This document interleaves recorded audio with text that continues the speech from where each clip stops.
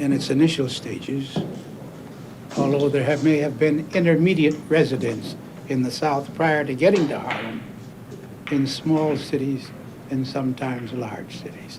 But then the colored people come to New York for the same reason the white people come to New York, because they feel that it offers them a larger opportunity to reach some economic security and stability, and also, in another phase of their life, to fulfill their aspirations culturally and otherwise. This is the great lure that brought thousands and thousands and thousands of white immigrants to the United States and to the city of New York.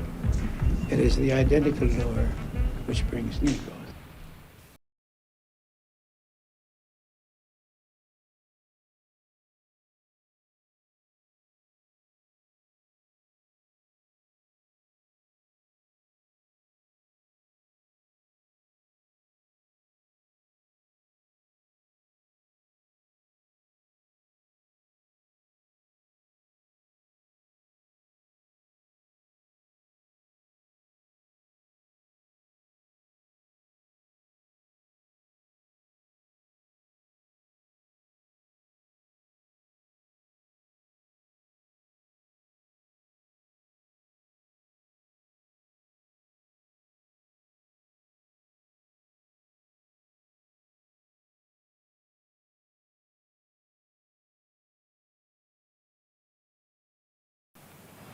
Will become here political tools, economic stools, and religious foods.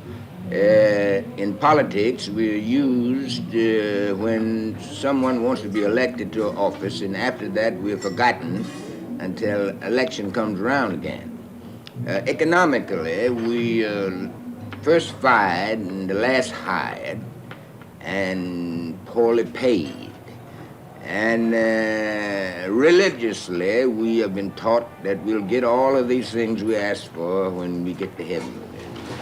And we haven't been able to get to heaven, and therefore we want to go back to Africa.